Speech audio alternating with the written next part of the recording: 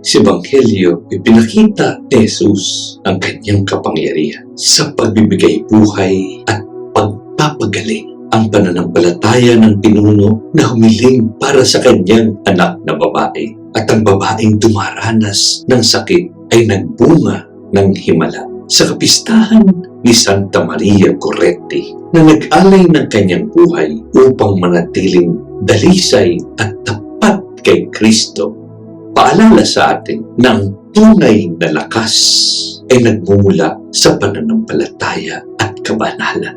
Tulad ng babaeng gumaling at batang muling nabuhay, tayo rin ay tinatawag na magtiwala sa Panginoon na nagbibigay ng bagong buhay. Panginoon, palakasin mo ang aming pananampalataya at pagkabanal. Tulad ni Santa Maria Goretti, kami maging tapat na saksi ng iyong pag-ibig. Amen.